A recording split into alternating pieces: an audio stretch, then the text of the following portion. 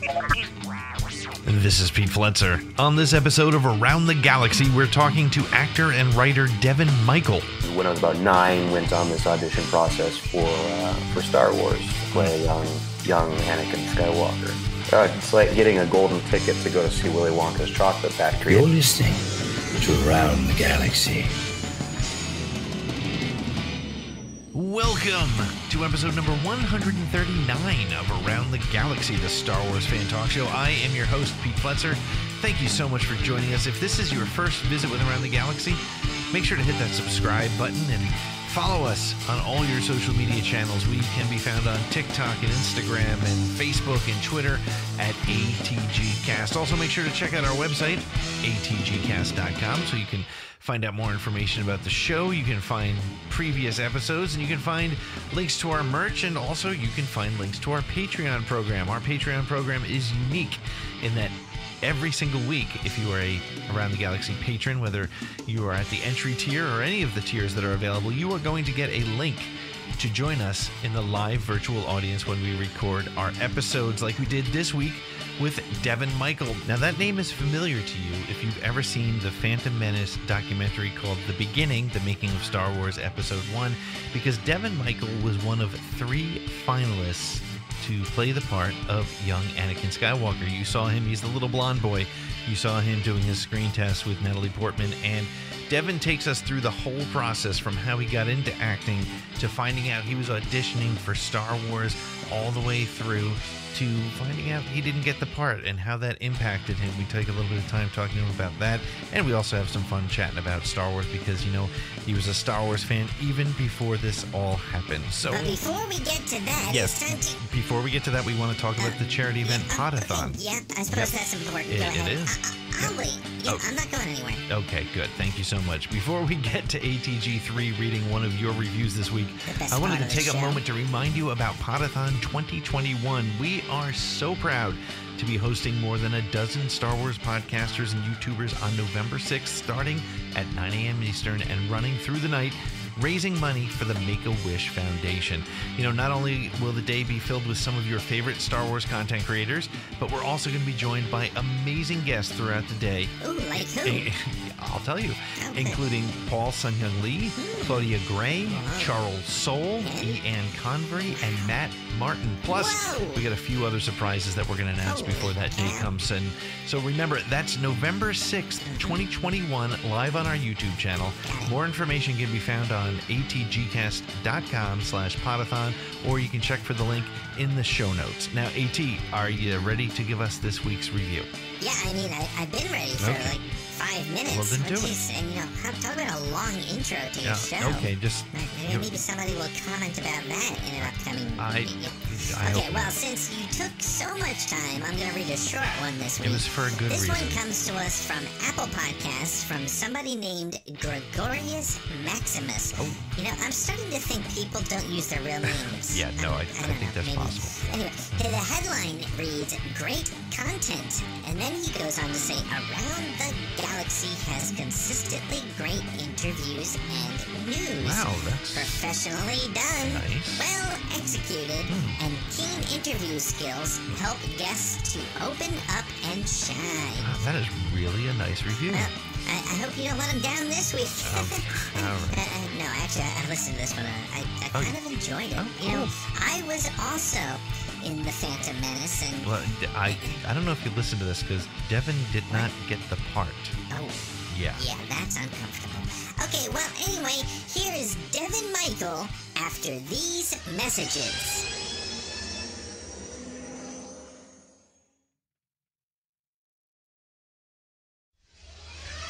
This is Devon Michael, and you're listening to Around the Galaxy. Devon, how are you? Oh, I'm good. Hi, how you doing? I am great. It's funny. I feel like I've seen you for 20 years since I saw the documentary. So it's nice to finally get a chance to speak to you. So, Devon, for those who don't know you, give us a little bit of your background. Okay. I was a kid actor. Throughout the 90s, I did a number of films, television, movies. ER was a big one. Did some Chuck Norris movies, did a movie with Ryan Phillippe called Little Boy Blue. And when I was about 9, went on this audition process for Star Wars to play a young Anakin Skywalker. Were you a Star Wars fan as a 9-year-old, 8-year-old, 7-year-old? I mean, who wasn't a Star Wars fan when you were 7, 8, 9? Yeah, by the time I went on that audition, I had already memorized all of the movies. I could have told them to you in the car ride to the audition. Yeah, big fan. It was the greatest movie I'd ever seen as a little boy. Do you remember your first experience with seeing Star Wars? No, I probably would have been pre-verbal because I have an older brother, right? He's 8.5 years my senior, so he would have been watching Star Wars every day from the time that I was born. You know, as soon as I was in the house as an infant, like your 9-year-old brother is sitting there, like I'm 6 months old. He's like, "Dad, we're gonna watch Star Wars, okay?" And that was ongoing throughout my childhood. You're just running those VHSs till there was nothing left on the tape, right? Yeah, running right to death, certainly. That's phenomenal. So you had done a number of roles beforehand. You said you get to work with Chuck Norris. I mean, really, come on. I mean, Chuck Norris or Phantom Menace. Let's face it. I mean, that's a pretty good. Yeah, pretty good roster. Hey, you tell the story in the documentary, so I don't want to rehash it. But did you know you were headed to audition for a Star Wars movie, or did you? What was that kind of moment? When did you figure out that you were headed in that direction, or that you were going for that role? I think, as I remember it, which may have been edited by the fact that this was almost 25 years ago. I'm pretty sure the second I got into the car, if I had an audition that day, which was almost every day after school, Mom would give me some sides or tell me what it is that I was going to go out for. And that day I got in, just like, we're going to go on audition. You're going to go for Star Wars. I didn't know that they were making a new Star Wars. Nobody knew that they were making a new Star Wars, but it was, I think it was at that point, it's like, okay, you can't tell anybody, but you're going to go out for Star Wars, which is like being invited to the coolest club ever. Of being the first 9-year-old to know that Star Wars Episode 1 was being made. Right. And yeah, I didn't know immediately who I was auditioning for. It didn't matter in the slightest. You're going out for Star Wars. I will play a droid. I have no problem. I'll hold a boom, actually. I'll just be the sound. I don't care. Anything you got, I'm happy to. And then it's like, you're going to go out for Anakin. And I was like, Anakin? Oh my God, wait, like Luke's dad, Anakin, from that one scene? And yeah. And so you went up to the ranch, and now the way, for those that have watched the behind the scenes video, and I don't know if it's if you want to hear this or if it's appropriate to say it, but I'm going to say it because it's an opportunity to talk to you. I have always said, watching that, I was like, that little blonde kid's audition blew me away. That should have been the kid. Now, I know that's nothing against Jake, that's nothing against Michael, the other kid who was there, but I love the way you did it. But the process, of course, when they edit down the documentary, it appears like you showed up one day, you had lunch with Natalie Portman, then you went in the room and you left. Is that how it went, or what else happened? No, that was a fraction of a percent of the process. First of all, I mean, we spent a couple days up there, and one whole day was doing screen tests. So all three of us were doing a series of scenes, not just the one. It was the one with Natalie, or the Are You an Angel? I Won't Always Be a Little Boy. And there was also a scene that we spent more time on, I think, which was saying goodbye to Shmi, his mom. Mm-hmm. And then another scene saying goodbye to Kitzer. All three of those, we did dozens of takes each, and then traded places. I would play Kitzer to Jake Lloyd, Michael would play to me, and we would do that.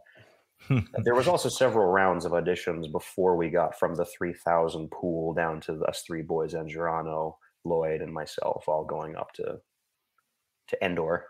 Right. And were they local auditions, or was it all on the property there?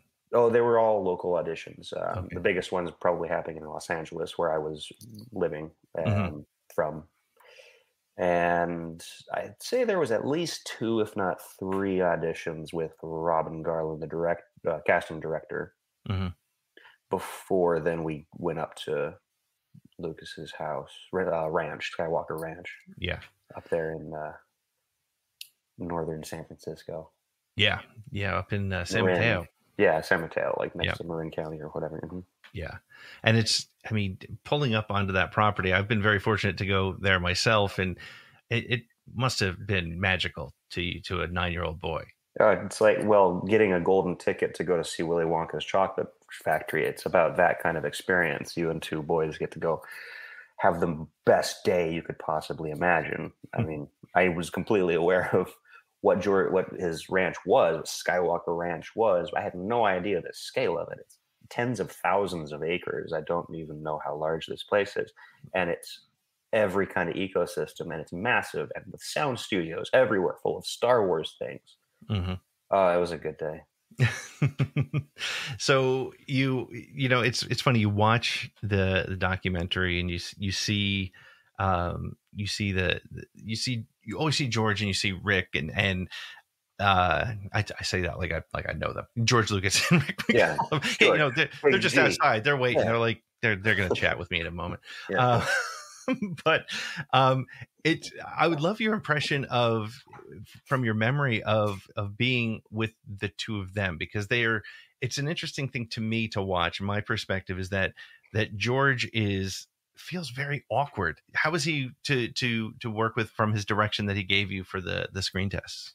He didn't really direct us, was the thing. Okay. I really enjoyed George. George was really nice to me and all of us. I do think that perhaps he might be better with children than he is with grown-ups. He's a little glum and a little bit introverted, but he's good with children. He seems to like children, but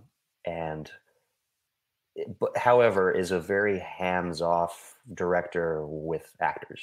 Mm-hmm. So when we went and sat and had breakfast where I met Natalie Portman, right after the morning after flying in and being taken to Skywalker Ranch, he tried to explain the character as well as he could, which was effectively, well, you know, he's a little boy, he's kind of dirty, and he's from Tatooine. You all know what Tatooine is. Okay, he's a slave, and he likes to play with junk and tools and stuff. And that's my scene character. You know, that was what we got to work with. So Jake wisely played Jake, right, and Michael played Michael.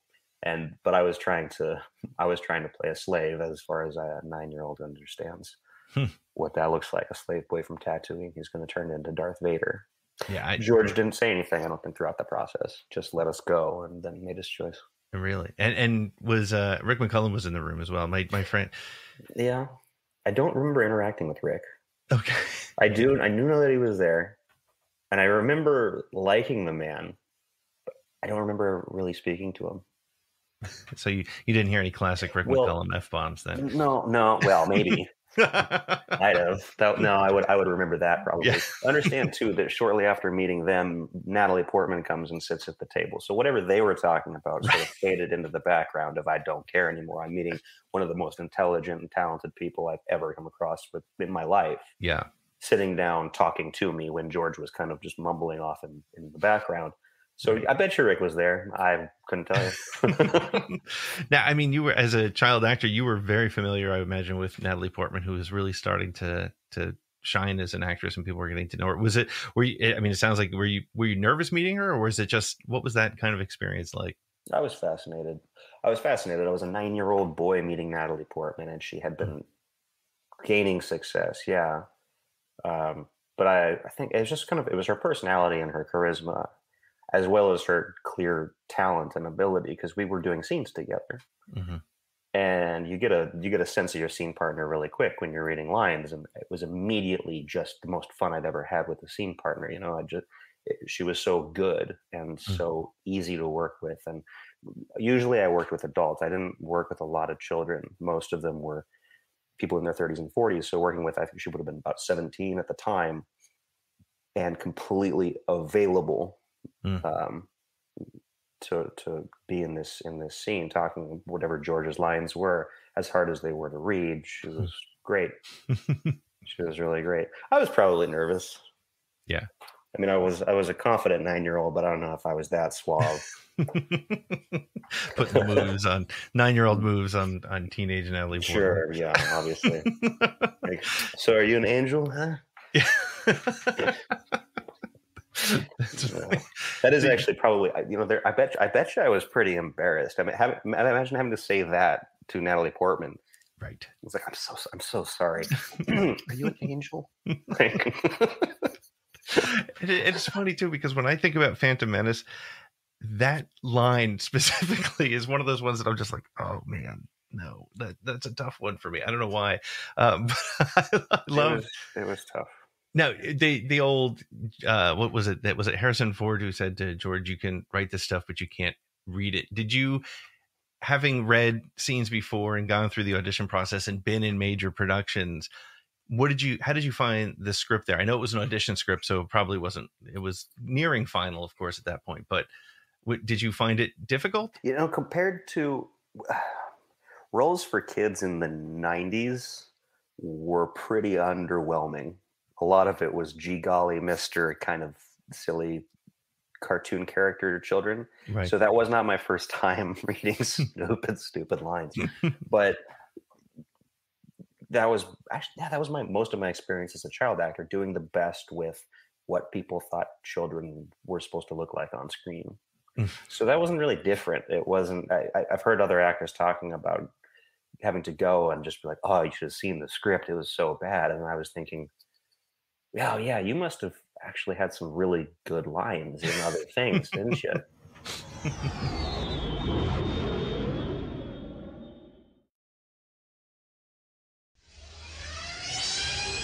This is Jason Fry. You're listening to Around the Galaxy. So let's talk about the how you found out that you didn't get the role, unfortunately. How did that news come in, and what was your first response? I think I was at school at the time. The producer and casting director, I believe, called and talked to my mother and told her what they wanted to convey to me, which was that they really, really liked what I did. They thought I was great and I'm talented. George wanted to go with Jake, and that's what my mom told me, and that was pretty heartbreaking because I had thought I did a really good job and had really let my hopes get up a little bit. It was like, I thought I got it. I thought I got it. I thought I nailed it. So it was surprising, and it bummed me out. I'm not going to lie. It bummed me out pretty hard for a while. And then did you stop acting immediately, or did you do a couple more things before you decided that, you know, that was going to not be the path you wanted to follow? Well, I kept working for a couple of years after that. Actually, I didn't really stop until I would have been about 13 or so. And then still I would get scripts. I wasn't auditioning anymore though.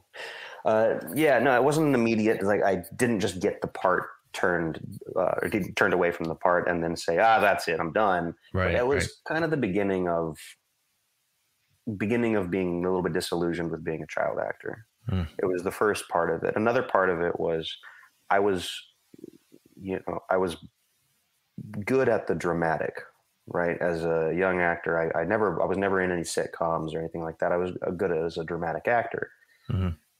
And that led me to get all the parts that were otherwise difficult to cast, because I could play the abused child. I could play the kid who was going through a traumatic experience and being hurt emotionally, physiologically. And that takes a toll. Yeah. You know, even if it's acting and everybody on set is there to support you and they're kind to you and you're not being abused, but it was taxing. It was taxing. That kind of started to stress me out. I felt like I got typecast, right? This is a cute little blonde boy with dimples who, would have grown men screaming and yelling as George Clooney's trying to rip him out of your arms, and having a man screaming in your face going, "You," and this is very difficult to do all the time. So that, along with the fact that I was kind of growing up, right, I needed to do something different. I wanted to go and finish school, and I needed a break. So I took a break. And my mother, and this is the other thing, every year or so throughout the time that I was acting, my mom would ask me, "Are you really sure? Is this really what you want to be doing? Are you comfortable?" And I would always say, yes, this is what I want to do. Up until the moment that I was about 13, I was like, I think I'm done for a minute. And she said, okay. And that was it. That's great. And now your older brother was an actor as well, right? He had a number of sort of repeating parts. Did that influence you in any way? No, that's what got me started acting. I Yeah. did a Huggies commercial when I was a baby. I don't know, a year or a year and a half old. I only got that because my brother wanted to be an actor. So he went through the whole years of convincing my mother, right? She didn't put us into this. We went and got it. He, I think, even found himself an agent, or he found himself his first audition. He tracked down a woman that he met by chance, found out that she was a casting director for the LA Opera, and dragged this woman back over to meet Mom. He must have been 8 or 7 years old at the time. And she was so impressed by his charisma and his interest with being on stage that he got himself an audition for Carmina Burana with Placido Domingo. Oh my gosh. And sure enough, he was there on stage. He didn't have a speaking part, but he was in it. And that was the beginning. And he was just gone after that. He loved it. He was built for this. He was brilliant and charismatic. And that's what he was really, really passionate about. So when he finally got his agent, Mary Grady, our agent, I was a baby and I was along with Mom, and she loved Jordan. And she said, is this the little brother? Ooh, can we have him too? And so they sent me out for a commercial, and sure enough, I got the Huggies commercial. And my mom asked me, she's like, did you have fun? I was like, yeah. Like, do you want to do it again? No, not really. But then Jordan was working all the time, and she, about a year or two later, after watching my big brother, who's my favorite person in the world, be on Full House and do all these things, I told my mom, I'm about 4, and I need to go on auditions again. I was only ever there because I wanted to be. That's great. Yeah, it's also very refreshing to hear a story of a mother who was so supportive of the kids and didn't be the classic stage mother, right? Those are the horror stories you hear, and it's so nice to hear that your mother is in that was like, okay, if you're done, then we're done. Yeah.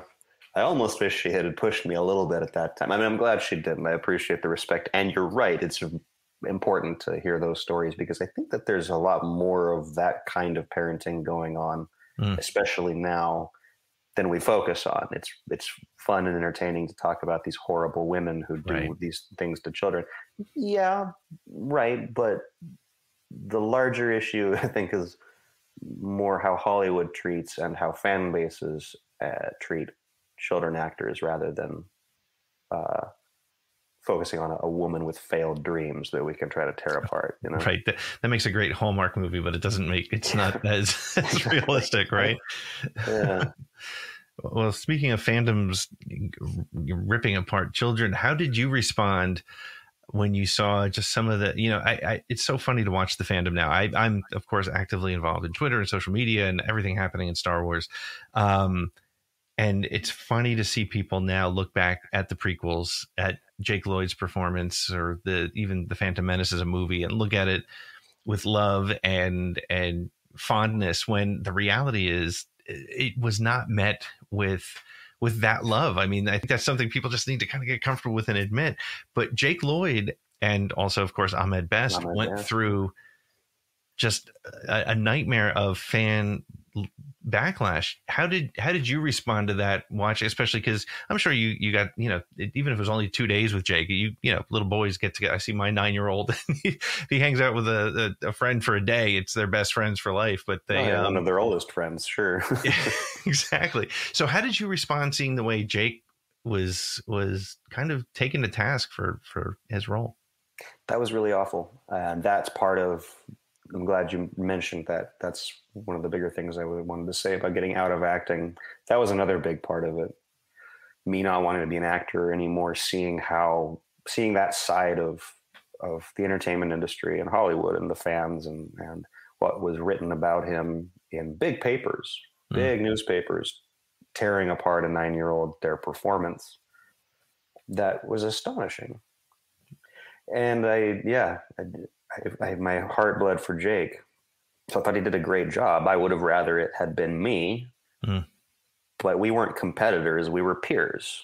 It wasn't a Got Talent situation. We weren't going there to dance in front of the judges to see who was the best one. It was 3 little boys got to go and have the coolest adventure ever.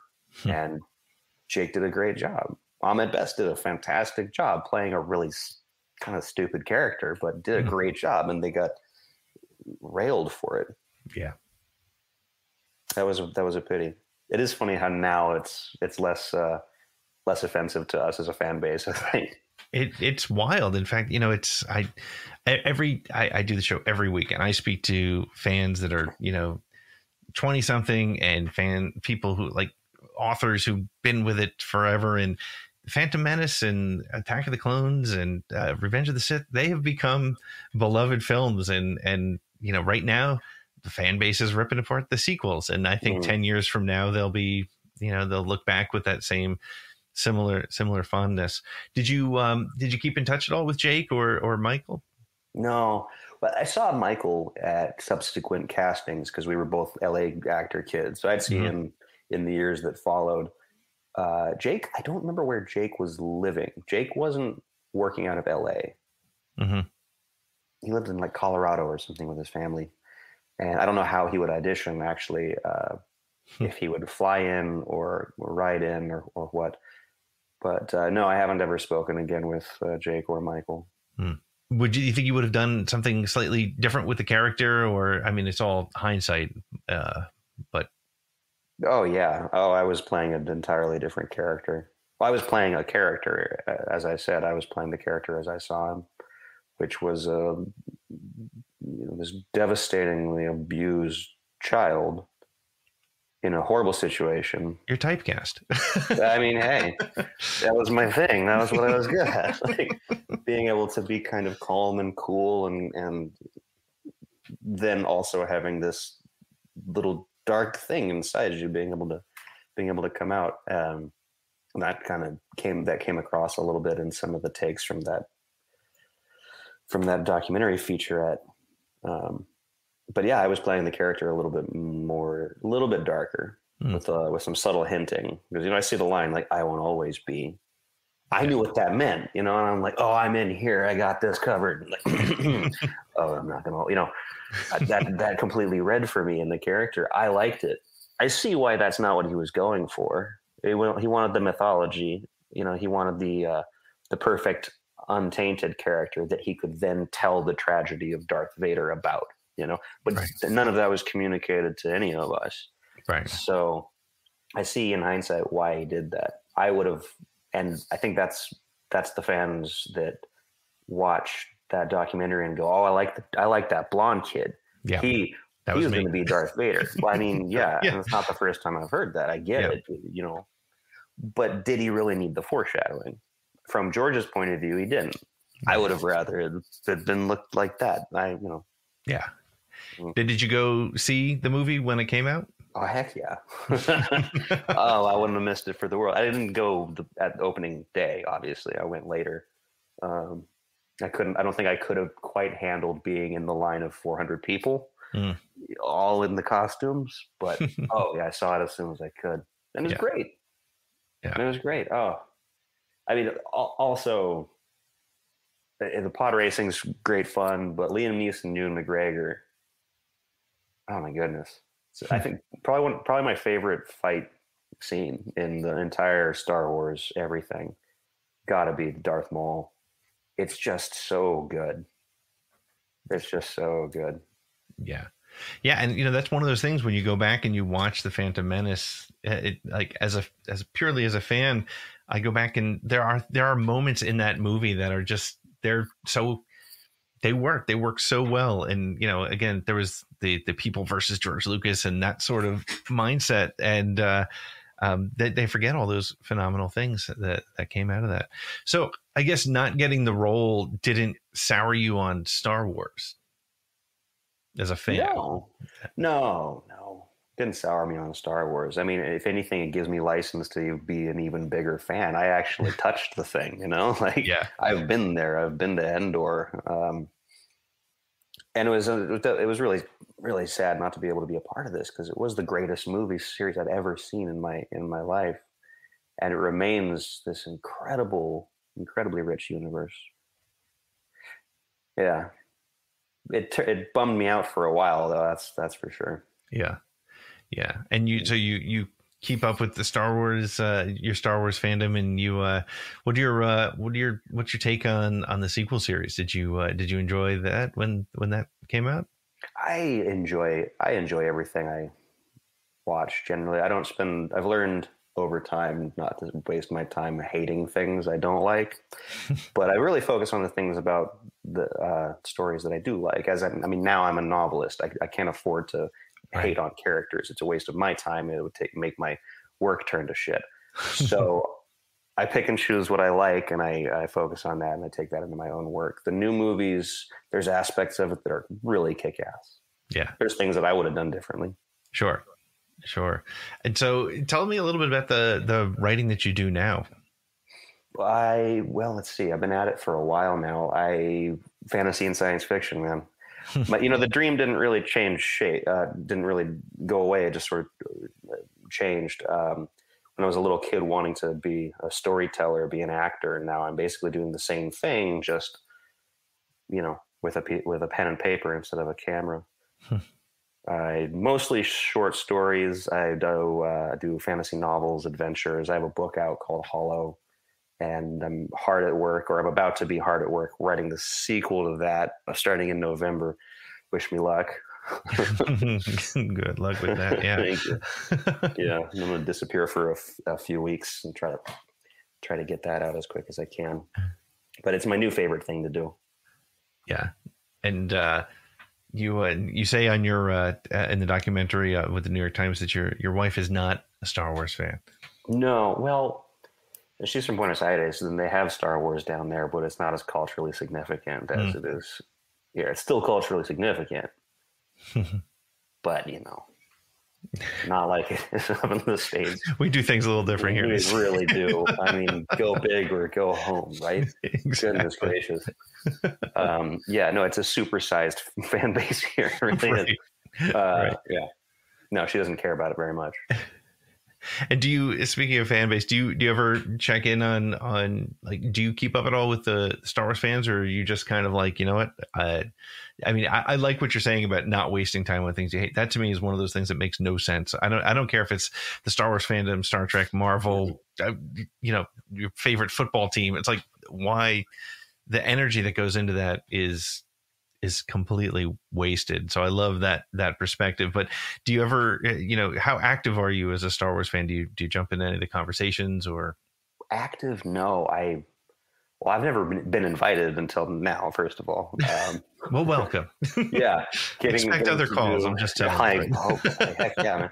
And it's great because doing this documentary with the New York Times is fine, but that's not exactly my audience, I don't think. I mean, it is as a novelist, but not as a Star Wars person.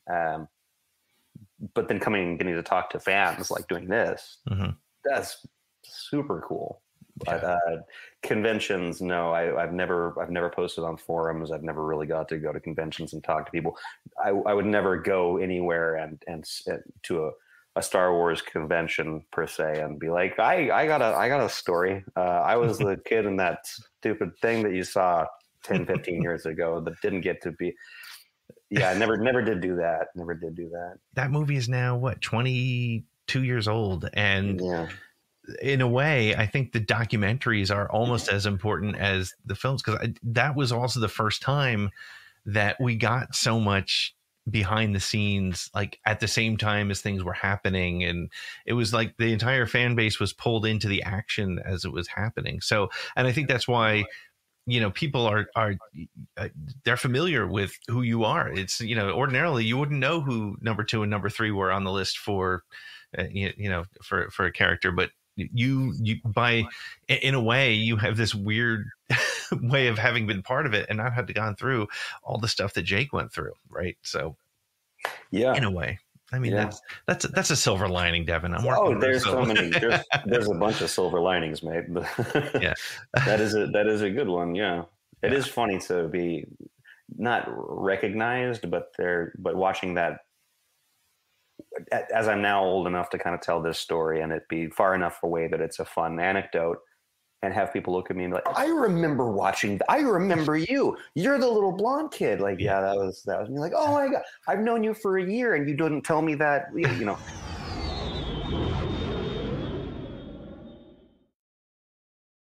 This is Scott Chernoff, and you're listening to Around the Galaxy with Pete.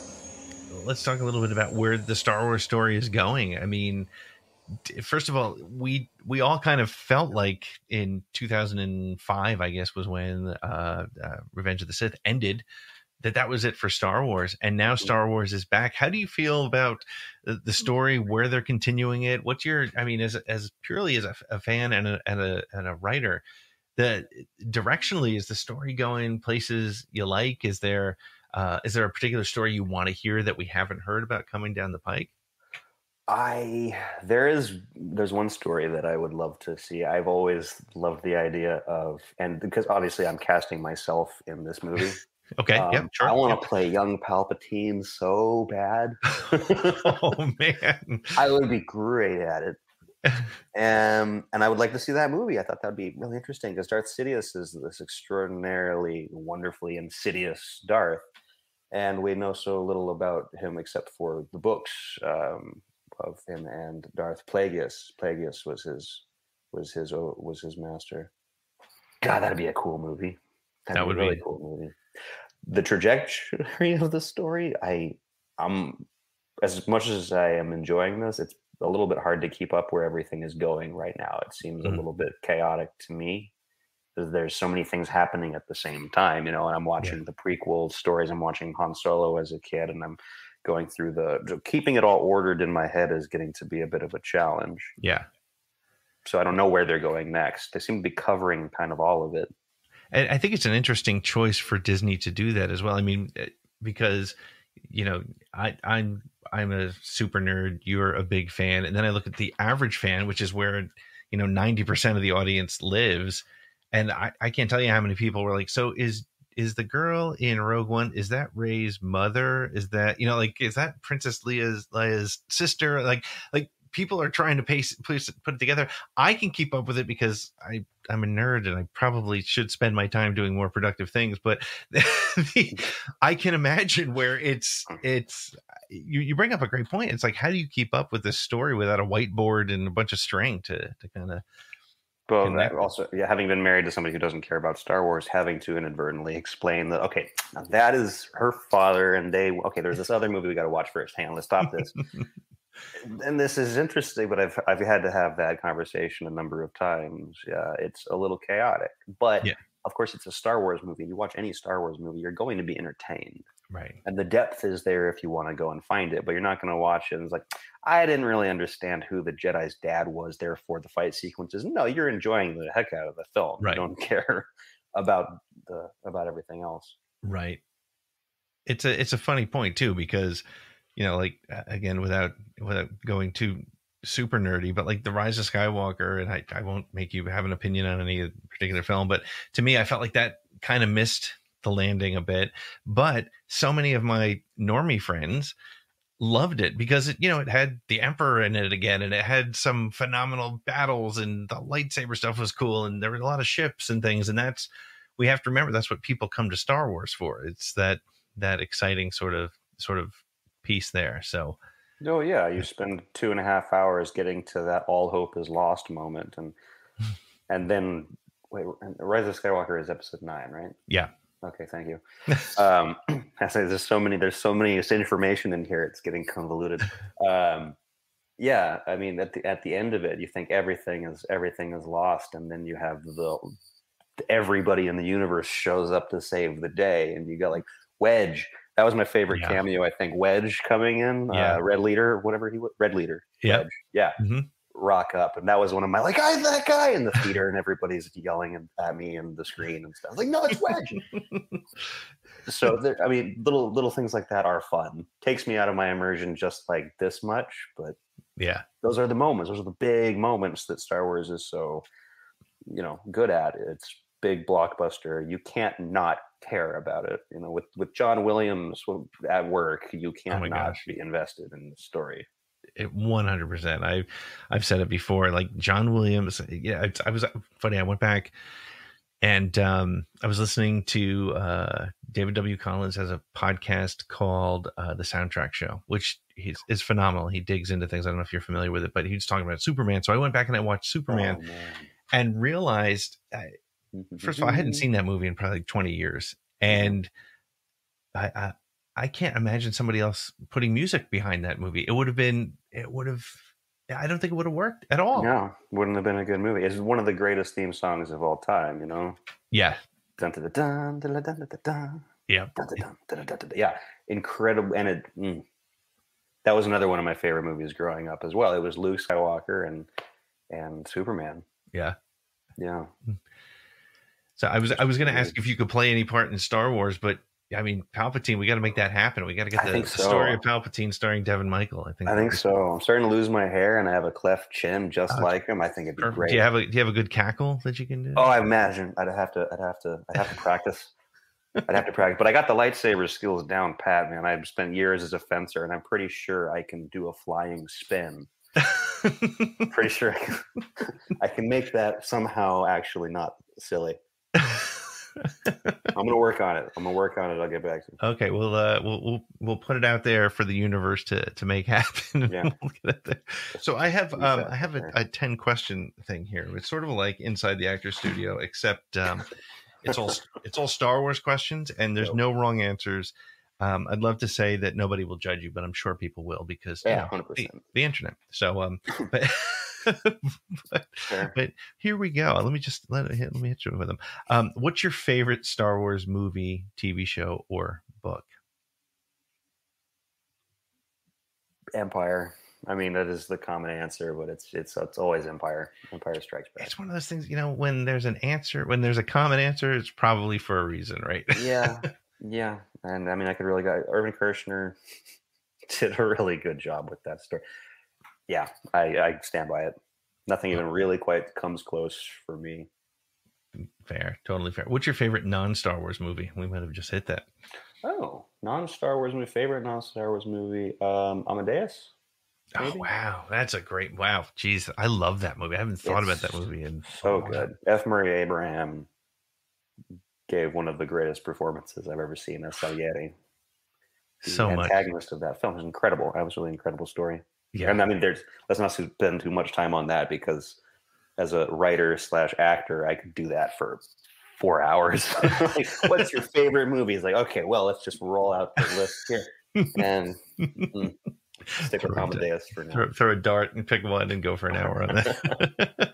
Yeah. Well, I'm sure we could probably find an Amadeus podcast because, damn it, there's podcasts for everything. Sure. Other than Devon Michael, name one actor you'd like to see in a Star Wars movie. Who hasn't been in one? Yeah. God, who hasn't been in Star Wars at this point? Devon, you teed me up for something there, and I couldn't do it. I couldn't. That's so funny. But you said besides me, and I was like, "Well, God, who hasn't been in Star Wars? This is not me." That's hilarious. I'm sorry. I feel like savage. No, but great. After 45 minutes, I feel like we know each other well enough to. Yeah, no, absolutely. That's funny. What was the question? No, I don't even care anymore. F. Murray Abraham. Okay. Love to see F. Murray Abraham. Perfect there. God, imagine the Sith Lord that he'd make. He'd be good. He'd be the plagiist to your. Oh my! Plagiist to your Palpatine. We got it. Let's get the script going. Yeah. Yeah. All right. Well, we'll work through. We're doing good work today. As soon as we're done here, we're digging into that. Which character would you most like to be, and why? Based on their journey or whatever you get from it. I always, as a little boy, identified with Luke Skywalker because he came from the sand planet. I lived in L.A., which is basically Tatooine, the scum of the universe, and so forth. I've always felt like that kid standing on, coming from a difficult background, not a lot of advantage, and then suddenly finding out that maybe you can be a part of this much larger story, and maybe you have it in you to do something that on your own merit or by some design. I've always felt like I was a little bit of a Luke Skywalker. That's cool. I can't imagine being any other character in it except his dad. Yeah. or young Palpatine. Yeah. All those work. That's the sliding scale of my I love it. All right. So what's your favorite Star Wars sound effect? Oh, wow. I was always very impressed with the TIE fighter sound effects, that screaming, it was so sinister and so well designed. I really love that. But I mean, I don't make TIE fighter sounds, but to this day, I was a competitive fencer, classically trained fencing competitive. And there's more than a few times I've been making lightsaber sounds with a epee, high stakes fencing competition, like 100%. Yeah, I'd have to say lightsabers because that is the one that stuck with me the longest. It's a distraction tactic when you're in the heat of battle. That's for sure. For sure. Of all the Star Wars droids we've seen, which one's your favorite? R2D2. It's always going to be R2D2. I loved BB-8. I really did. I can't remember the name of the little cone-headed ones. Dio. Yeah, Dio. Dio is adorable. I really enjoyed Dio. BB-8 was great. That little relationship was wonderful. I thought it was pitch perfect. It wasn't goofy. It wasn't silly. It was just authentic and amazing. And nonverbal characters are my thing. I love nonverbal characters and the way that you can tell stories without lines. And R2D2 represents that for me. That was one of the first characters I'd ever seen that didn't have a speaking part per se. You just had emotion and sound. Also, R2D2 is more or less the real hero of the Star Wars universe in my mind. And he's kind of the frame god, like Heimdall in the poetic Eddas of Norse mythology. He's there from the beginning. He's there at the end. He is always kind of present in this thing. Yeah, it's hard not to love R2. In fact, when I have a couple R2s on my desk, and I don't have any 3POs, and I have one BB-8, but that's R2's the guy there. He's for sure. The guy, and the amount that they managed to accomplish with what effectively is a sassy trash can, but yet it's the biggest hero in the universe at the same time. I loved it. I loved everything about him. Yeah, perfect. I don't know if you have any, but what's your favorite Star Wars collectible that you might have? It could be something that only you have, or it could be, like for me, it's my tickets to the premieres of the prequels in New York City. I have those, or is it a toy, or is it a whatever? No, I don't have one. I didn't personally have any of the toys ever, really. I believe my brother did, and I think he's got some comics that might be worth something. So I think if I had to answer, that would have been because my brother's comic book collection was a thing of mystery and wonder to me as a little boy, because I would get to he'd bring it out every once in a while and he'd supervise me because don't touch the things. Right. But getting to go through these artifacts of to me, I felt like Indiana Jones exploring a tomb, looking and carefully turning over the page of the manuscript. There's a Luke Skywalker lightsaber comic in there somewhere, and that always I don't know if he ever let me read it. I bet he wouldn't now. I'm gonna go and find that comic book. just sneak into the his basement where he's got it and take it home with you. Yeah. I think I know where it is. Well, I'll have to padlocks and stuff. I'm gonna have to get you an Around the Galaxy t-shirt, so at least you have something. Yes, thank you. That'll be my first artifact of Star Wars.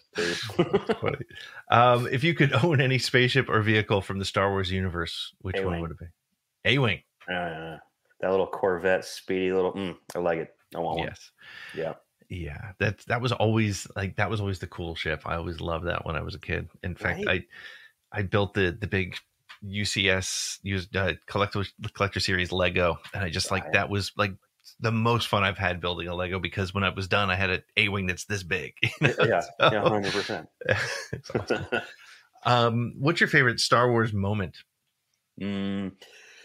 Mostly when Luke is looking out over the horizon, staring at the binary sun system. That beautiful moment with the symphony and John Williams, and gets me every time. It really does. And the other one probably would be when when Luke's on the ground getting electrocuted in the very final moments of Jedi, and you have Darth Vader going back and forth, looking, the Emperor looking down, and then the last time he looks back, there's kind of this little head tilt, and you have this enormous conveyance of emotion happen in a very short amount of time with nobody saying anything. That gets me every time as well. Love that moment. Yeah, that's a great moment. It really is. And it's, I mean, to me, that's the pinnacle of Star Wars too, right? Because Vader had to make a decision. Yeah. Luke made his decision to do the most Jedi thing possible by throwing away his lightsaber and dealing with the consequences. And then to your point, that moment when it conveys that emotion, and yeah, that's a fantastic moment. I love that. That's great. I really do as well. Yeah. The last question on this 10 question list is, what is your go-to Star Wars quote? There is no try. There is do or do not. There is no try. Yeah, I say that all the time. There is no try, and I don't even have to say the full Yoda. Right. There is no try, and people go, yeah, okay, you got me. And it's the most useful one. It's the most useful one. Yeah, yeah. Yoda is sort of like a walking inspiration poster. There's so many Yoda quotes that you could go with, and that's a great one. That's the classic. I'm glad you didn't say "Are you an angel?" because, gosh, that's. Let's try spinning. That's a good trick. You guys, let's try spinning. I'm like, okay, see, now that's yeah. You don't. There's not a lot of use for that. I mean, maybe you walk into the gym and you're like, "What are we going to do today?" We can try spinning.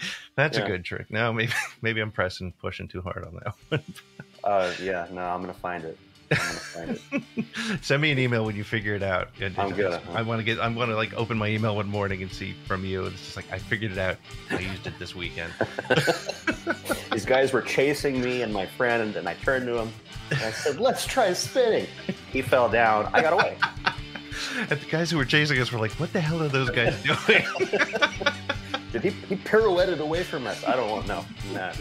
Let him go. Let him go. Anthem now. You know what? He can keep it. Well, Devon, this was a ton of fun, man. Thank you so much for giving me an hour of your time and opportunity to talk to you. Anytime, man. Any hour you want. Well, that wraps it up for this episode of Around the Galaxy. Thanks to Devon Michael, and thank you for listening. If you had fun, please like, subscribe, share, rate, and review it. Make sure to follow us on Twitter, TikTok, Instagram, and Facebook at ATGcast.